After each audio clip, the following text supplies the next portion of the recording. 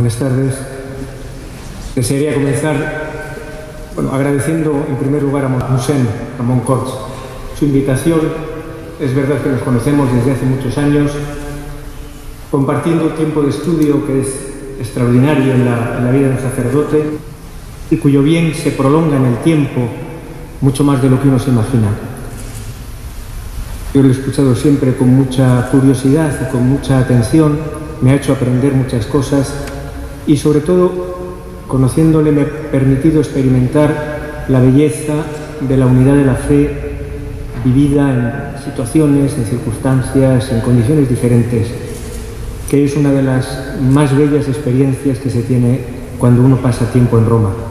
Para mí, la relación en la iglesia de Montserrat en Roma con Mossèn Corts ha sido siempre un dato luminoso, bonito, que me ha acompañado y que hoy nos permite compartir este momento de reflexión en el camino de la Cuaresma. En una basílica muy bien guardada por la Virgen que nos preside,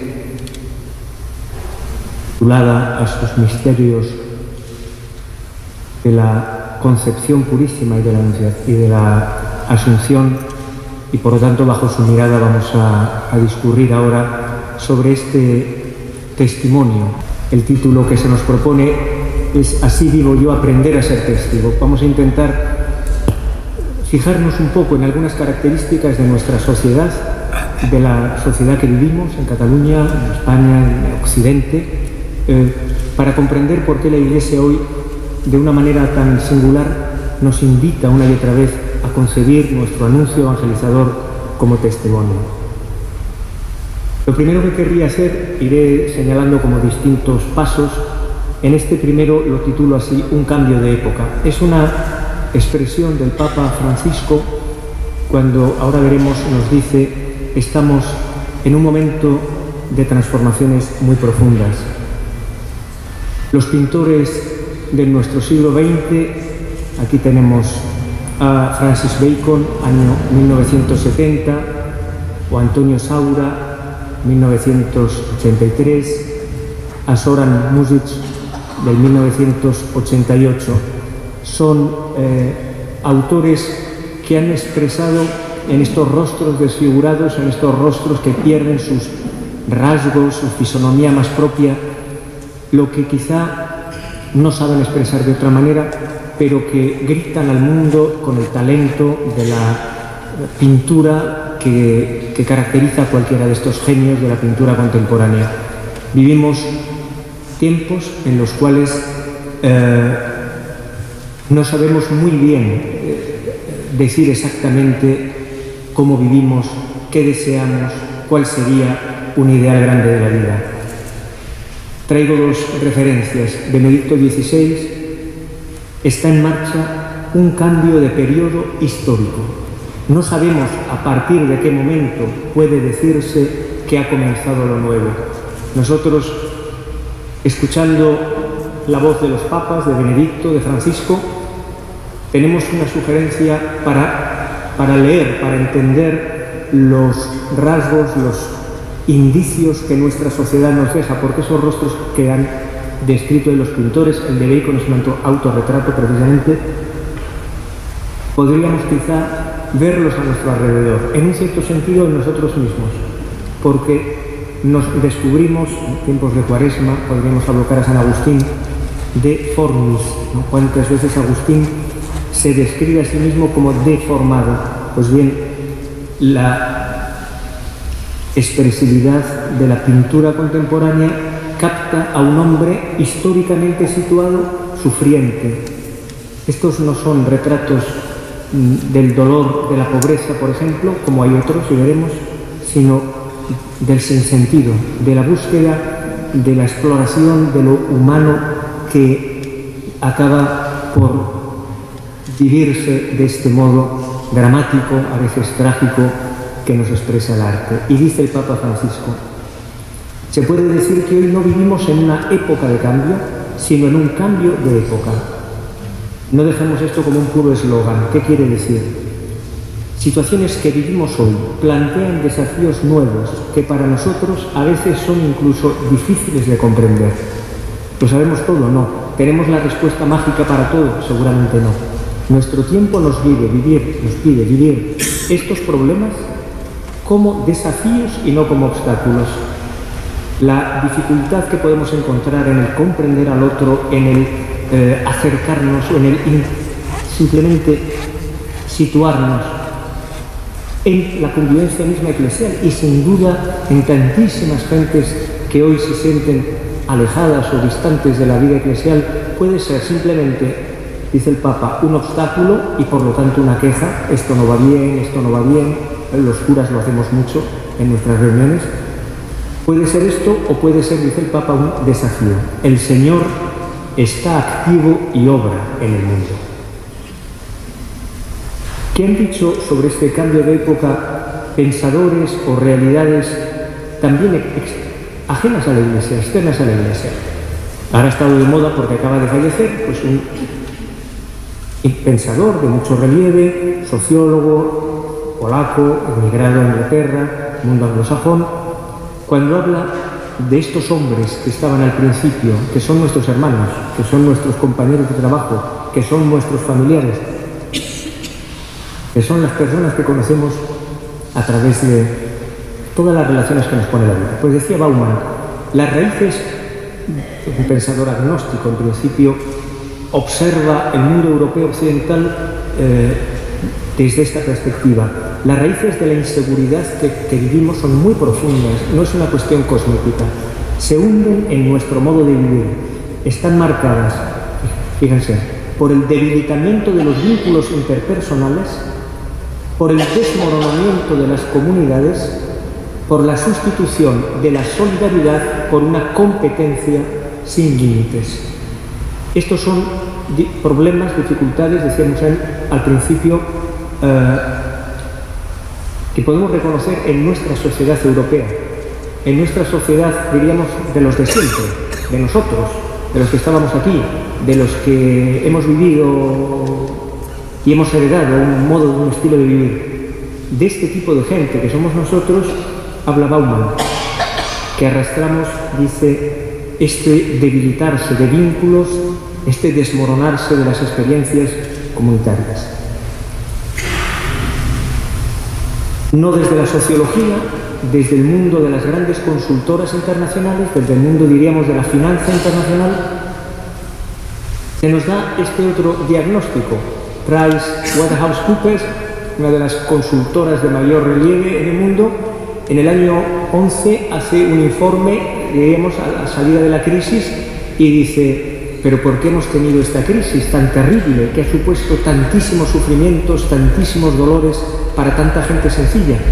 Y entre otras cosas, en un informe muy sofisticado que editaron, está publicado, no es nada secreto, dicen: en la reciente crisis, que ha sido predominantemente una crisis financiera que luego ha generado consecuencias sociales terribles, que algunas de ellas todavía duran porque hay gente que no tiene trabajo o ya no consigue retomar un orden laboral con todas las consecuencias que se tienen. En la reciente crisis financiera se ha demostrado, dicen los grandes agentes de las consultoras, la importancia vital de la confianza y las graves consecuencias que se sigue para la prosperidad económica cuando la confianza se ve minada por comportamientos que la gente percibe como traición de la confianza. La confianza, dicen, no aparece en la cuenta de resultados ni en ningún informe financiero. Por eso el resultado es que se la ignora ampliamente en estos momentos en que resulta más decisiva que nunca. Propongo acordarnos de esta expresión. La confianza resulta hoy, en estos tiempos nuestros, más decisiva que nunca. Subestimar la confianza es un error fundamental.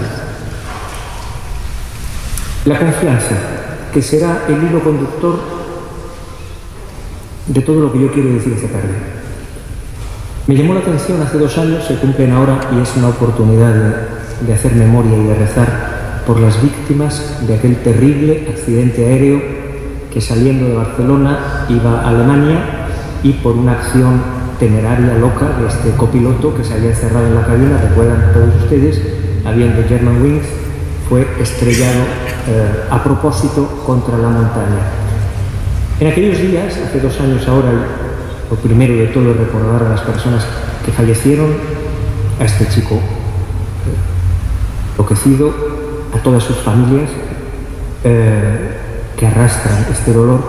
En los primeros días después del accidente, llamemos así, recogiendo la prensa diaria, la prensa general, me llamaba mucho la atención cómo se expresaban los periodistas, los articulistas en torno a lo que había sucedido.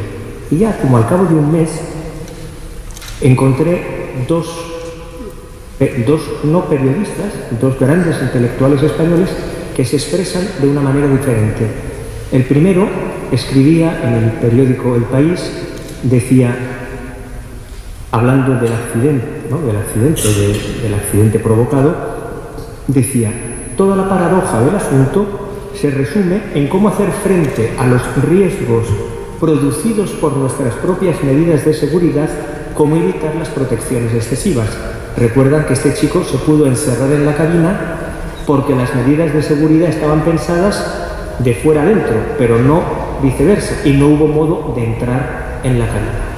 Y dice este primer intelectual: la solución no pasa por las personas, me permito concluir, sino por mejorar los sistemas que nos protejan contra las personas, contra sus errores, su demencia o su maldad.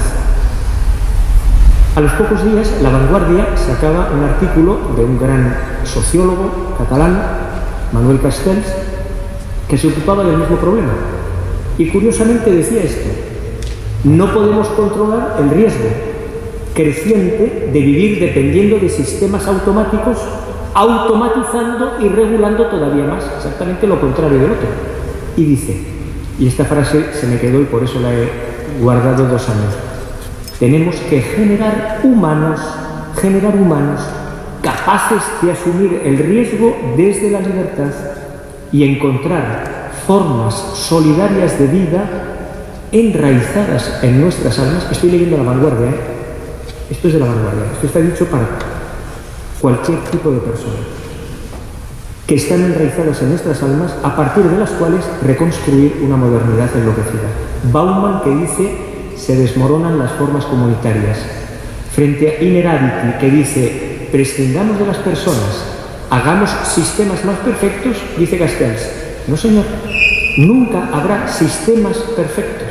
Necesitamos seres humanos, educados para vivir la libertad, para generar confianza, y esto requiere precisamente formas solidarias de vida. Exactamente el mismo diagnóstico de...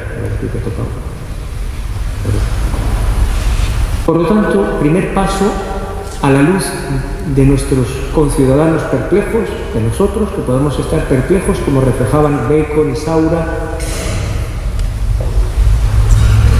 la afirmación del Papa Francisco: estamos en un tiempo de profundos cambios, hasta decir cambios de época. Pues bien, uno de los hilos conductores que de muchos puntos nos dicen es: la gran finanza, hace falta confianza. Delante de las situaciones que crean desasosiego y conflicto social, hace falta confianza. En vez de prescindir de las personas, hacen falta personas educadas en formas sociales, comunitarias, que generen confianza. Por eso podemos ahora empezar a entrar en un segundo paso. ¿Qué es la confianza? ¿Qué valor tiene? ¿Por qué es tan importante? Y lo podemos denominar así. Ahora un segundo paso: conocer y creer.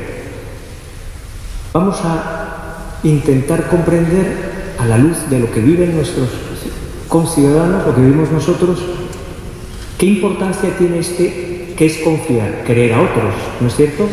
Yo cuando puedo decir que tengo confianza, cuando puedo decir te creo o me crees, esto es un acto de confianza. ¿Esta confianza tiene algún valor para conocer a los demás? ¿Tiene algún valor para conocer el mundo?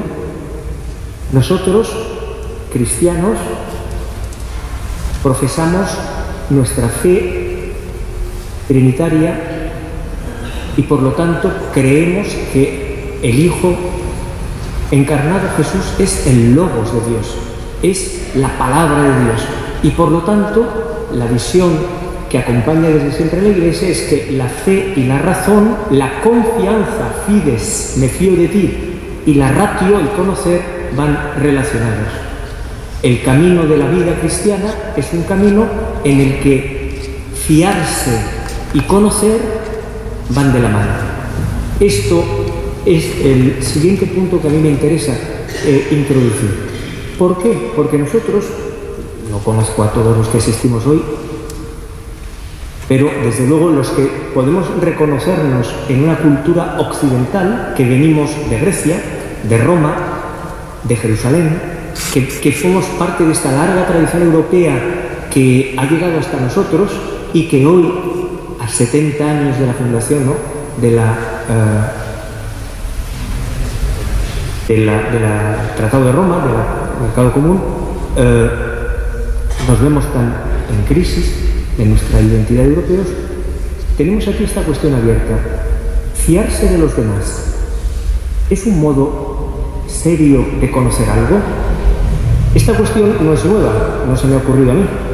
Esta cuestión viene de 2500 años de cultura que todos, lo sepamos o no, tenemos aquí. Llevamos puesta, porque heredamos una tradición cultural que viene, la tradición cultural magnífica y riquísima, que es la tradición greco-latina, judía, que plasma con el cristianismo en muy buena medida lo que es Europa. Pues bien, desde muy al principio, cito aquí sencillamente a Platón, o podemos citar a Aristóteles, el propio San Agustín, en la Edad Media, un Santo Tomás, siempre ha nacido esta pregunta: cuando yo sé algo, ¿por qué otro me lo dice? ¿Vale lo mismo que si yo lo veo? ¿Vale lo mismo? Si yo con un experimento descubro algo, esto lo sé. Si yo razonando comprendo una idea, esto lo sé. Y si alguien me dice algo que yo no puedo ver o comprobar por mí mismo, ¿esto qué es? ¿Vale para algo? ¿No vale para nada? ¿Me ayuda para vivir? La experiencia humana, la sociedad, sin duda tiene varios modos de conocer. Y tenemos también esta posibilidad, conocer a través de otras personas que saben lo que dicen, de lo que hablan, que no me quieren engañar, y por eso aparecen los testigos. Desde que hay sociedad tanto griega, romana como judía, la convivencia ha tenido siempre este punto de testimonio. La Escritura, el Antiguo Testamento, está lleno, pero lleno de referencias a los testigos. Dios es testigo. ¿Quién es testigo? Para condenar a uno no basta una persona, hacen falta varios testigos. En el Evangelio es lo mismo, ¿no es cierto? Pero lo mismo sucede en Grecia. Platón o Aristóteles se preguntan: ¿es posible mandar a un hombre a la cárcel? ¿Es posible condenar a un hombre a muerte? Esto ya no tiene vuelta atrás. Porque en el tribunal se acoge lo que una persona dice que ha visto y que permite acusar a un criminal. En la vida práctica parece indudable que el testimonio es muy importante. Pero ahora veremos, también ha dado pie a muchas discusiones. Y sobre todo para nosotros, ¿el testimonio es un modo fiable de conocer a Dios? Yo, para conocer a Dios, y en ello me va la vida, que yo conozca o no a Dios, me cambia la vida, así o así. No es lo mismo que yo conozca a Dios a que no lo conozca. Para conocer a Dios, el testimonio de otros, el que otros me digan algo, ¿es terreno firme o es totalmente arenas movedizas? ¿Yo me puedo fiar cuando alguien me habla de cualquier situación de la vida? Todavía más. ¿Yo me puedo fiar cuando alguien me acerca, me dice, me habla, me proclama, me anuncia nada menos, algo inaudito, que un hombre es el Hijo de Dios. Pues bien, esta es una cuestión que acompaña a Occidente y que acompaña a la Iglesia desde siempre. Pongo solo algunos ejemplos de grandes pensadores para que veamos cómo esto ha sido una cuestión siempre debatida y que ha despertado la curiosidad. Uno de los más importantes pensadores que se ha ocupado de este tema es un escocés, David Hume, siglo XVIII, que dice: no hay una clase de razonamiento más útil, más común, incluso más necesaria para la vida humana que el que se deriva del testimonio de los hombres y de los informes de testigos oculares y de espectadores. Por lo tanto, este hombre, que es muy crítico, muy apoyado en la experiencia de lo que yo sé, dice: no, sí, es verdad, para muchas cosas lo que dicen otros me ayuda, pero, este pero es muy importante, pero por muchos motivos se puede disminuir o destruir la fuerza de cualquier argumento que derive de un testimonio humano. Nos podemos arreglar con lo que dicen los demás, pero es demasiado débil, es demasiado frágil. En realidad, lo que vale, y solo vale, es lo que yo descubro por mí mismo. Lo ha pensado él, lo ha pensado mucha gente. Hume estudia muy detenidamente los testimonios cristianos, en particular los milagros, y se pregunta: ¿pero valen para algo? ¿Son algo? ¿Significan algo? Y él dice, en particular, ningún testimonio humano tiene tanta fuerza como para probar un milagro y convertirlo en un fundamento justo de cualquier sistema de religión. Claro, si se tratase de algún milagro aislado, todos pensamos: bueno, no importa. Pero ¿y si se trata de la resurrección? ¿Cómo accedemos a la resurrección de Jesús? Cualquiera de los que estamos en esta iglesia, ¿cómo puede afirmar que Jesús ha resucitado? Y si Jesús no ha resucitado, ¿qué dice San Pablo? Vana es nuestra fe, ¿no es cierto? Luego, nosotros tenemos esta cuestión encima de la mesa. Resulta que nuestra religión reposa en un hecho al que se accede por un testimonio. Hume dice: por eso el cristianismo, en esa forma histórica, apoyado en testigos, no puede ser. El cristianismo puede permanecer como una ley moral. Entonces sí, porque la ley moral no depende de un hecho, la ley moral la tengo en el corazón. Y por lo tanto, si se trata de adoptar una cierta ética, la puedo tener sin necesidad de testigos. Pero si esta fe, reposa sobre la consistencia de un hecho histórico, el vehículo que lo transmite tiene que estar a prueba, tiene que estar a la altura. Esta es nuestra cuestión y es muy interesante. Salto a Wittgenstein para no liarnos. Es muy importante darnos cuenta de que en el siglo XVIII a Hume le parece que el testimonio vale de segunda mano, cuando no hay acceso, pero en realidad solo vale lo que yo veo directamente. ¿Qué ha pasado desde el siglo XVIII hasta el siglo XX y XXI en Europa?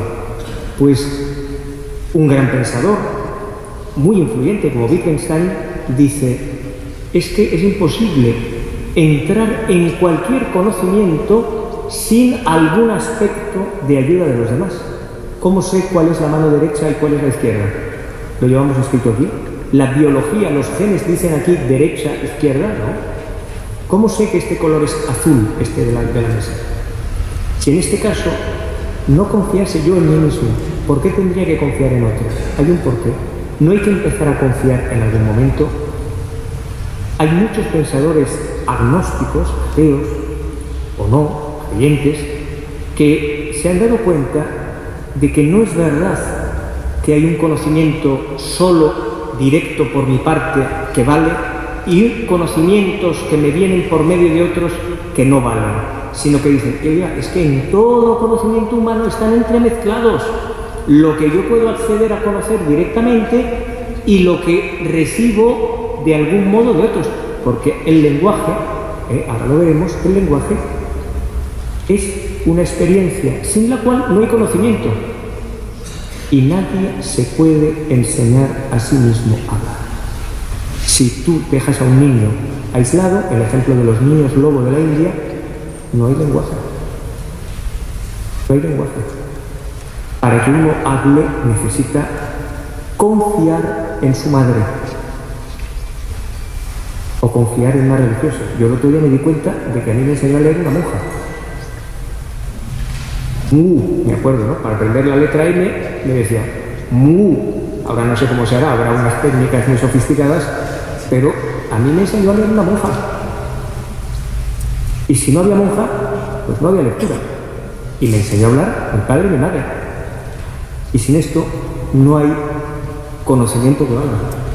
Y esto no quita nada a todo el poder de la razón humana para acceder por su propia fuerza a muchísimos contenidos extraordinarios.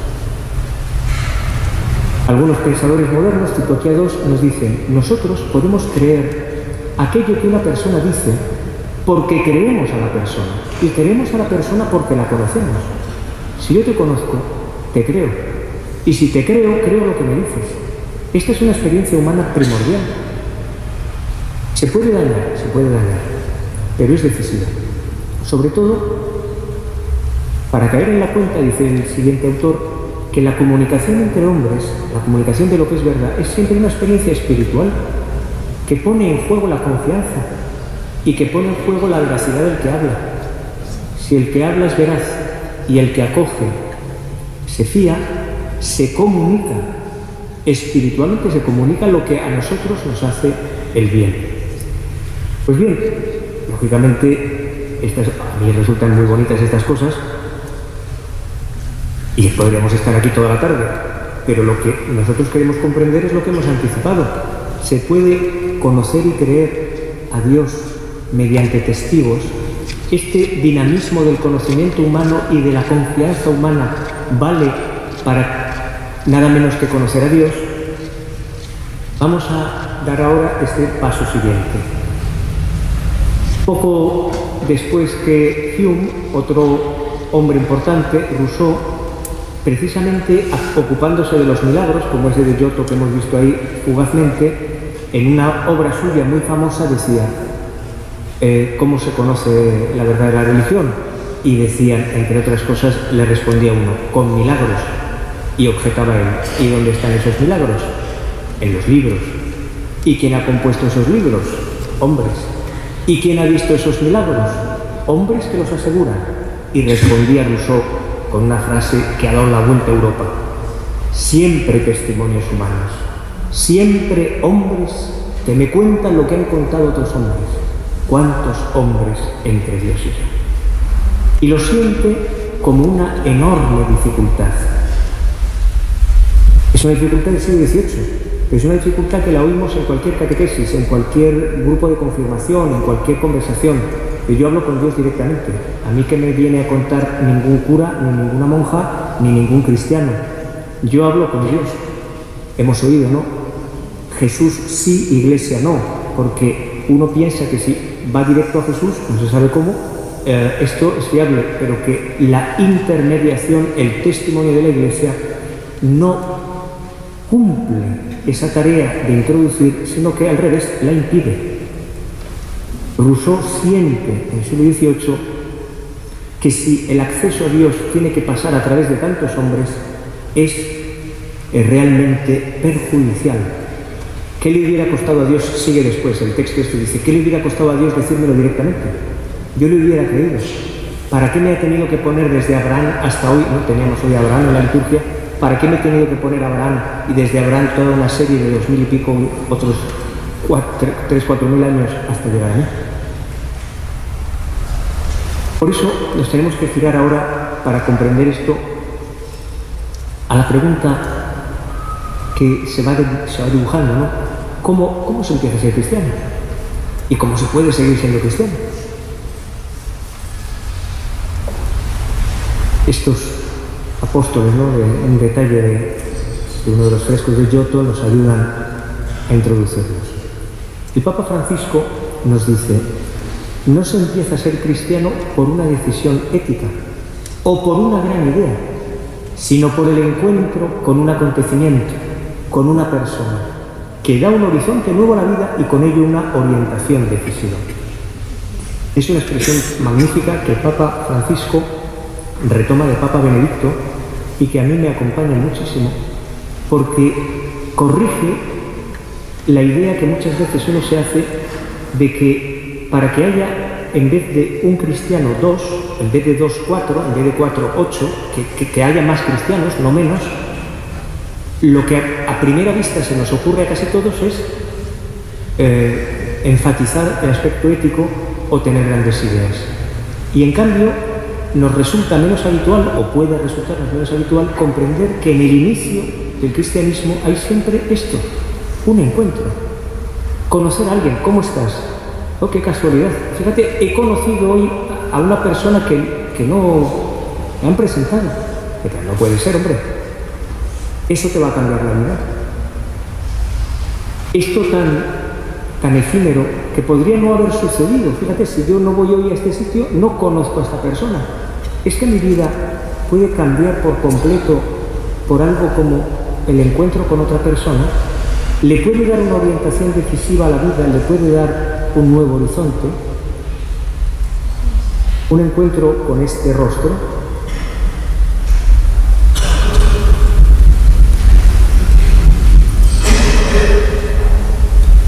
Siempre el Papa Francisco, en Lumen Fidei, hace una reflexión que a mí me resulta muy bonita y dice: la fe nace de un encuentro en la historia, ilumina el camino de la vida a lo largo del tiempo y se transmite durante siglos. Se empieza a ser cristiano por un encuentro. ¿Y cómo se sigue siendo cristiano o se hacen otros cristianos? Mediante una cadena ininterrumpida de testimonios llega a nosotros el rostro de Jesús. Esta ha sido la pretensión más elemental y más permanente de la Iglesia siempre. Cada uno de nosotros ha descubierto su fe, su vocación, su camino en la Iglesia a través de otros, de su madre, de su padre, de su profesor, del párroco, del compañero de trabajo, del amigo en el colegio, de quien se quiera. Por algún sitio alguien nos ha hablado por primera vez en nuestra vida de Jesús. ¿Es posible esto?, se pregunta el Papa, sabiendo que Rousseau dice que no, sabiendo que Hume dice que no, que ellos no lo ven, que no lo ven. Y se pregunta el Papa, que nunca deja fuera las preguntas de los hombres: ¿es esto posible? ¿Podemos estar seguros de llegar al verdadero Jesús a través de los siglos? ¿Y cómo se responde a esta cuestión? Dice el Papa: si el hombre fuese un individuo aislado, si partiésemos de un yo individual aislado que busca en sí mismo la seguridad del conocimiento, esta certeza es imposible. No podríamos ser cristianos. Podríamos ser buena gente, podríamos tener un ideal moral, podríamos incluso tener una cierta expresividad religiosa, pero cristianos, confesar que Jesús es el Hijo de Dios, no podríamos. Si esto fuera solo así, y añade el Papa, pero diga, esta no es la única manera que tiene el hombre de conocer. La persona vive siempre en relación. La persona proviene de otros, pertenece a otros, su vida se ensancha en el encuentro con otros. Podríamos mirar nuestra vida propia, la de cada uno de los que estamos aquí. Esta tarde, para ponerle nombre a cada una de estas afirmaciones: yo provengo de otros, yo pertenezco a otros, mi vida se ha ensanchado en el encuentro con otros, el conocimiento de mí mismo, esto es interesantísimo, el conocimiento de mí mismo, la autoconciencia es en relación, está vinculada a otros. Y yo diga, no, yo sé perfectamente quién soy. Dígame cómo se llama. Tu nombre te lo han dado. Tu historia en la que has empezado a adquirir autoconciencia ha sido abierta y sostenida por otros. Nuestros padres nos han dado la vida y el nombre, el lenguaje. Las palabras nos llegan a través de otros, guardado en la memoria viva de otros. El conocimiento de mí mismo es posible cuando participo de una memoria más grande. Si esto es así para la vida humana, si yo necesito la memoria de mi familia.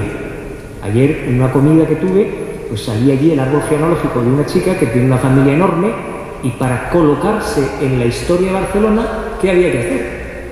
Memoria, memoria. Tienes que situar a tu abuelo, a tu tío el de esta rama, a tus tíos abuelos los de la otra rama, a tus primos de no sé dónde. Te tienes que colocar tú porque solo en una memoria tienes identidad. El cine ha tratado esto 1000 veces. Si pierdes la memoria, pierdes la identidad, aunque no pierdas la razón. Hemos visto muchas películas donde si uno no se acuerda de quién es, aunque conserve toda la lucidez para el presente, dice, ¿dónde estoy? ¿Estoy en Barcelona o estoy en Singapur? ¿Reconoces a tu madre? Dice, mire, todas estas señoras que están en esta fila, dígame quién es su madre. Que no me acuerdo, pero da igual. ¿Cómo que da igual? Sin memoria no hay identidad. Y la memoria es un hecho relacional. Pues bien, si esto es así en el orden humano, dice el Papa, puede suceder lo mismo con el conocimiento de Dios.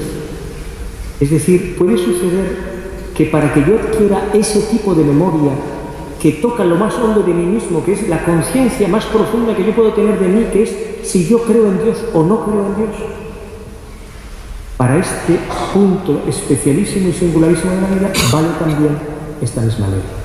Por eso, siguiente paso, si es posible, no que yo demuestre que Jesús es el Hijo de Dios, pero que es tan razonable el camino que se sigue para conocer que Jesús es el Hijo de Dios como para saber que yo soy el hijo de mi madre. Por eso, el camino de la fe eclesial es un camino que es un don de Dios. Nosotros creemos en Jesucristo porque Dios nos lo regala. Pero Dios ha elegido un camino para que conozcamos su rostro perfectamente comparable con el que nos ha dado para conocer otras muchas cosas en la vida.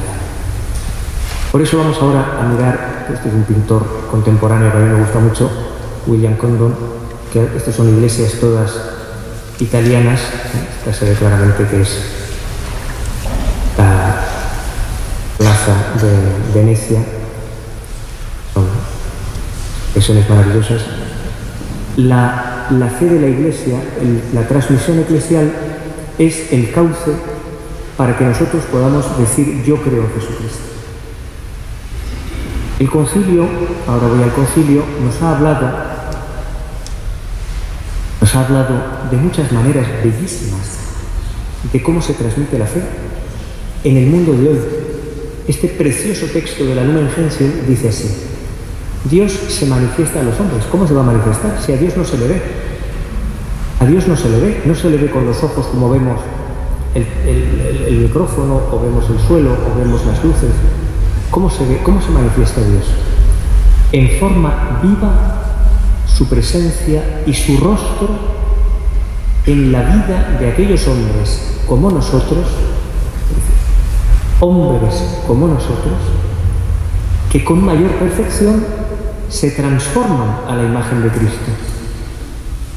En ellos Él mismo nos habla. Es audaz la Iglesia. Es audaz. Es una cierta, digamos, es como la posición diferente de la de Rousseau. Rousseau dice, en un hombre yo nunca podré ver a Dios. Si hay un hombre, me oscurece la relación con Dios. Y dice la Iglesia en el Vaticano II, en ellos, hombres como nosotros, Él mismo nos habla y nos ofrece el signo de su reino, hacia el cual somos poderosamente atraídos. Algo nos toca por dentro, pasando a través de los testigos con esa gran nube, ¿no?, de testigos para dar testimonio del Evangelio. El concilio sigue en otro documento, en la Gaudium et Spes, diciendo una cosa que a mí me ha hecho pensar desde que la leí, son textos que a mí me han acompañado mucho en mi vida, mucho. Dice una cosa magnífica, hablando del ateísmo contemporáneo. Claro, el ateísmo contemporáneo no es un problema para los libros de filosofía.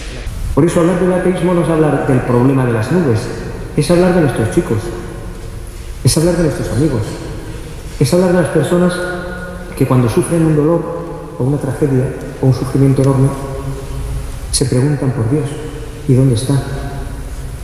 Estas son las cuestiones que no están lejos, no están en la Unión Soviética, ni en China popular, están en nuestras casas, están en nuestras escuelas, están en nuestras relaciones laborales, está donde hay gente. ¿Cuál es, dice el concilio, la manera de afrontar estas situaciones?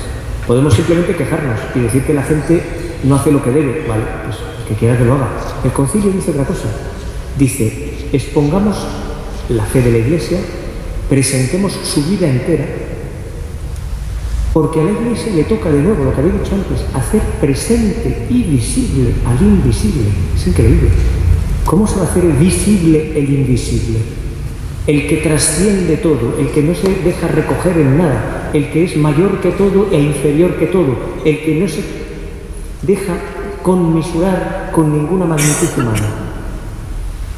Para hacer visible al Padre, al Hijo y al Hijo en el Espíritu, dice, espléndida, se logra principalmente con el testimonio de una fe, pero no dice solo fe, dice fe viva y adulta. ¿Y qué es una fe viva y adulta? Una fe educada para percibir las dificultades y poderlas vencer. Y menciona el martirio. Lo que uno ve, anoche tuve una cena con un grupo de maestros católicos, es que cada vez que en un lugar, donde sea, alguien vive una fe madura, como dice el concilio, renace el itinerario de la transmisión de la fe. Puede ser deprisa, puede ser despacio, puede ser socialmente dominante o no. Esto el Señor no nos lo ha prometido, El Señor no nos ha prometido que seremos dominantes en la sociedad. ¿Podemos ser un pequeño rebaño perseguido? Esto sí, podemos serlo. Pues no, ya se verá. Lo que Él sí que nos ha prometido es que donde hay uno o dos reunidos en mi nombre, allí estoy yo en medio de ellos, y si yo estoy en medio de ellos, allí es posible que otros empiecen a participar de la vida de la Iglesia. Esto sí nos lo ha prometido. Por eso decía Pablo VI en esta expresión memorable, el hombre contemporáneo, este del que venimos hablando, este Francis Bacon del principio, el hombre perplejo, el hombre confundido, que no sabe para dónde mirar o para dónde tirar, el hombre contemporáneo prefiere escuchar antes a los testigos que a los maestros. O si escucha a los maestros es porque son testigos. Es decir, el concilio, Pablo VI y todo el camino de la Iglesia nos están proponiendo una y otra vez, que sean los tiempos fáciles o difíciles, muchos o pocos, allí donde hay un testigo puede ser escuchado. Allí donde hay un testigo en medio de las situaciones más duras de los refugiados, allí donde la gente sufre más, donde se sienten abandonados porque están huyendo de su país y llegan a un sitio donde los meten detrás de una barra, de una valla, allí podrá suceder siempre que quien vea un testigo se sienta atraído. En un precioso texto de Benedicto XVI hay una síntesis preciosa de lo que es ser testigo. ¿Qué es ser testigo? Porque este es el centro de nuestro tema de hoy. Pues bien, yo he visto aquí muy bien resumido lo que a mi juicio nos puede interesar. ¿Qué es convertirse en testigo? Para que otros puedan conocer a Jesús, para que otros puedan formar parte de la Iglesia, para que la Iglesia pueda, en vez de ir a menos, ir a más, para que donde había 15 no haya 10, sino que haya 25 o 50, los que Dios quiera. En primer lugar, dice, a través de nuestras acciones. Queremos hacer cosas buenas, por ejemplo, palabras. Y añade, y modo de ser, aquello que te acompaña siempre, que no es ni siquiera lo que dices, a veces no eres muy acertado cuando hablas, no se tiene el don de la palabra, me dice, hombre, tendría que haber dicho esto, qué lástima, he estado lento y no me ha venido justo la idea, ya lo he fastidiado, no soy testigo, porque en esta discusión del café, en el trabajo, que se discutía y uno decía, y otro veis, y hablaban bien o mal o regular de la iglesia, de lo que se quiera, qué pena, no he tenido buenas palabras. O puede que incluso yo no haya sabido hacer en este momento una gran acción, ojalá sí. Y dice el Papa, es que hay otra cosa que da testimonio, tu propio modo de ser, tu ser. Esto no nos lo creemos ninguno, porque nos parece siempre que nuestro modo de ser es tan mezquino, tan miserable y tan poca cosa que no bastará nunca para que alguien crea en Jesucristo. Es una preocupación continua de los padres, por ejemplo. El Papa abre el horizonte y nos dice, es necesario, es testigo el que a través de sus acciones, de sus palabras y de su modo de ser, ¿qué hace? Que otro aparezca y se comunique. Este es el testigo. No el que deja a todos conmovidos porque él es súper majo. ¿De qué majo es? Estupendo. ¿Qué majo es? Estupendo. ¿Y te ha hecho pensar en Dios? ¿Te ha suscitado como este que otro aparezca? ¿Ha aparecido otro en lo que yo digo, en lo que yo hago, en lo que yo soy? Porque cuando la gente veía a Jesús, esto es fantástico, cuando la gente veía a Jesús pensaban en el Padre. Los que se alegraban extraordinariamente, y los que se enfadaban extraordinariamente, porque allí todo el mundo entendía que a través de las palabras, de los hechos y del ser mismo de Jesús, de quien estábamos hablando, amigos, era de Dios. No basta con ser majos. El testimonio es el medio con el que la verdad del amor de Dios alcanza al hombre en la historia. El hombre en la historia soy yo. En el testimonio, esto es bellísimo, Dios se expone al riesgo de la libertad del hombre. Tenía razón Rousseau, Dios ha corrido un enorme riesgo porque ha querido pasar por nosotros. Y no lo podría haber hecho directamente, que no sabía que Judas le había de traicionar, que no sabía que Pedro se iba a dar la vuelta, que no sabía que todos iban a salir corriendo de la cruz y no iba a quedar ni uno allí. ¿Qué le costaba? Hacerlo todo él, no es Dios. Ahora, ciertamente Dios arriesga mucho. En el orden criatural ha arriesgado muchísimo y en el orden de la fe ha arriesgado igualmente. ¿Qué confianza nos da? Si es que es increíble. Para que conozcamos a su Hijo, se ha puesto en nuestras manos. El testimonio de la fe eclesial desemboca como expresión más alta en el testimonio por antonomasia, donde la palabra coincide 100%, que es el martirio. Yo reconozco que si hace 10 años hago esta conferencia, seguramente no estarían estas últimas diapositivas. Pero llevamos unos años en los que uno está viendo que el martirio de los cristianos no es la cosa solo de la película de Ben-Hur y de la película de Romanos, sino que muchísimos hermanos nuestros, al salir a la puerta de la iglesia, saltan por los aires. O entra un descerebrado en una iglesia como esta, en un gesto como este, y ametralla a los que pilla. Y estas no son cosas del siglo IV, ni del siglo III, ni del siglo II, son cosas del siglo XXI, de hermanos nuestros, que tienen la misma fe que nosotros, y que no han hecho ni más ni menos que aceptar la fe, para convertirse en testigos como mártires. Por eso, dice aquí Juan Pablo II, en Fides et Ratio, dice, ¿qué tiene el martirio? Que es el testimonio más alto que da la Iglesia. Dice, nos fiamos del mártir, porque da su vida.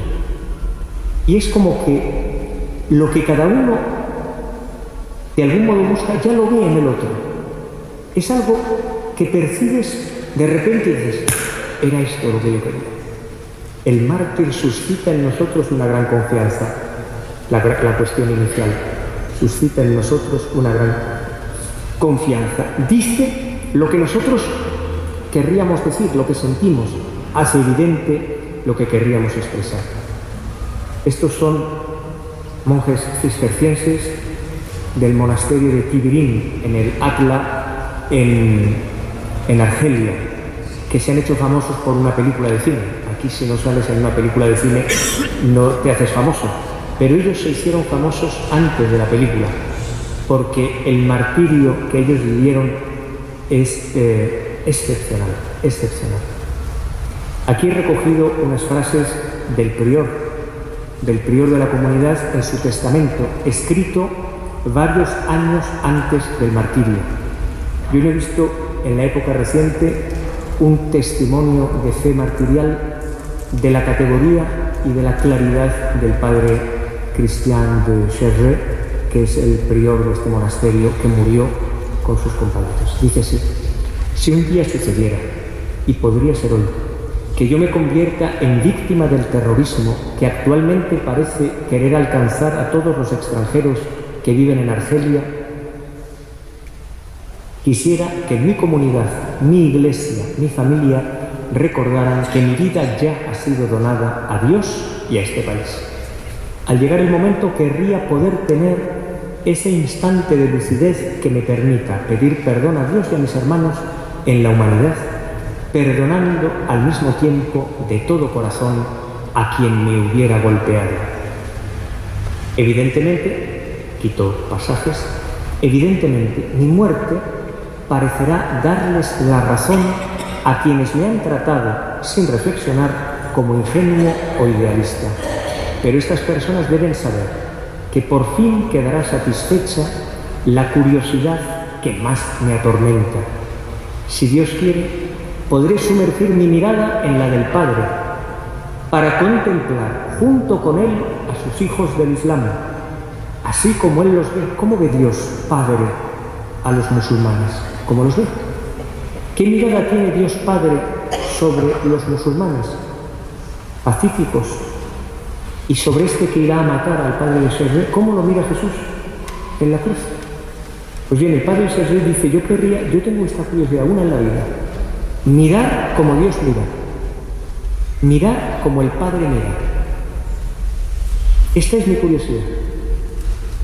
Iluminados todos por la gloria de Cristo, fruto de su pasión. Esto es así. Propter nos homines et propter nostram salutem.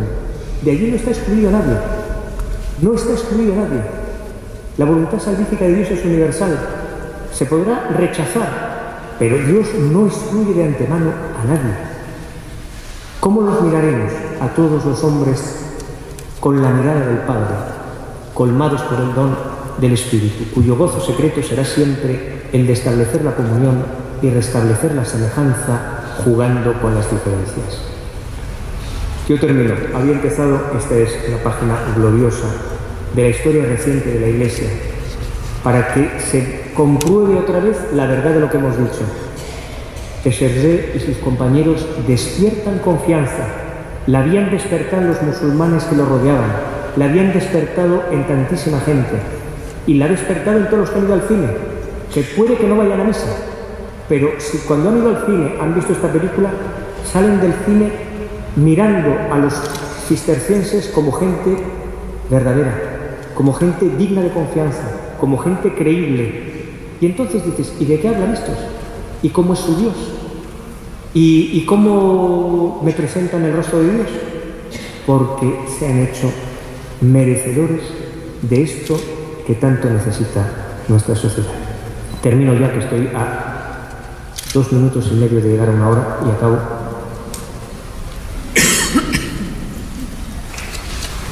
Nosotros tenemos una tarea maravillosa: transmitir un bien escaso e imprescindible. Si se pudiera comprar y vender, seríamos dueños de un tesoro.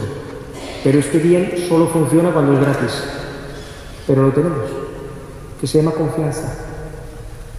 Se llama confianza para hacer negocios, para casarse, para tener hijos.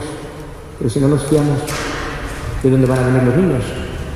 En un mundo desconfiado, ¿de dónde van a venir las relaciones laborales?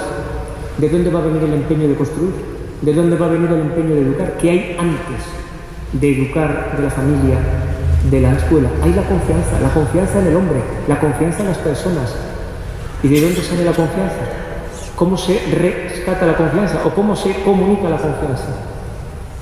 Creer en el Evangelio es en sí mismo un acto de confianza. Por esto, cada vez que la fe actúa por la caridad, dice San Pablo, servimos al bien común, servimos a la sociedad, porque ponemos un acto de confianza, es decir, un tipo de experiencia humana que hace el espacio para que alguien se fíe de ti y para que tú te fíes del otro. Y en esta confianza entre personas y confianza en Dios se apoya la transformación social. No queremos más sistemas perfectos, yo desde luego no los quiero, yo estoy con Castells, no con Inenariti. Yo no quiero sistemas más perfectos, yo quiero formas de solidaridad que susciten la confianza, que eduquen la libertad. Esto quiero yo. Y mira por dónde es lo que quiere uno de los más grandes sociólogos que existe hoy en la comunidad científica. Y pues claro, y no hay que ser tan listo como él, que es más listo que todos nosotros. Hay que ser cristiano, hay que vivir el Evangelio. Decía el otro día el periódico hace unos meses que en la crisis se han incrementado en 25.000 voluntarios de Cáritas. Más voluntarios, porque había más crisis. 25.000 más. Y de otras ONGs. Pues esto hace confiar, porque cada vez que alguien decide dar su vida, dar su tiempo, dar su energía, voluntariamente, libremente, y esto pongo aquí de un lugar que yo amo especialmente, en Perú, en una guardería, en la periferia más miserable y más terrible que yo he visto en mi vida, donde los críos pueden volver a sonreír, porque se sienten queridos, porque alguien se fía de ellos, les da un espacio humano. No son perros, no son infrahombres, son niños, con la misma dignidad de las que yo he visto a los niños alemanes rubitos en las guarderías alemanas, llenos de todo tipo de cosas. Estos niños son iguales y merecen lo mismo. Lo merecen todo. Y sobre todo, y termino, la confianza es un bien frágil, se quiebra, porque nosotros negamos la confianza, porque otros nos niegan la confianza, porque rompemos entre todos la confianza. Por esto, el mayor bien que nosotros podemos transmitir a los hombres es un abrazo que refleje el abrazo de Dios, porque solo el perdón de Dios reconstruye la confianza perdida, no solo cuando los demás no se fían de nosotros, de una manera especial cuando yo no me fío ya de mí mismo, porque ya he metido la pata demasiadas veces, porque ya he vuelto a repetir el mismo error demasiadas veces, porque yo ya me he descubierto en la misma equivocación demasiadas veces, yo ya no tengo arreglo. Seguramente el cristianismo está estupendo, pero yo por lo que sea no he dado la talla, no he llegado al corte, me he quedado fuera. Y si ahí la experiencia cristiana no puede decir nada más, es un puro fracaso, porque al final no habría confianza. Pues bien, vale tanto en la vida el tesoro más grande que tiene la Iglesia al servicio de los hombres, que es la misericordia y el perdón, que reconstruyen y regeneran la confianza. Si Jesucristo no ha resucitado, vana es nuestra fe, ¿no es cierto? En una basílica como esta, presidida por la Virgen, si les parece, me gustaría terminar poniéndonos en manos de la Virgen, rezando una oración para mí muy querida, que es el Ángelus, y con ello le pedimos a la Virgen que nos acompañe siempre en el camino de la misericordia, en el camino del bien, en el camino de la transmisión de esto tan necesario para todos que es la confianza.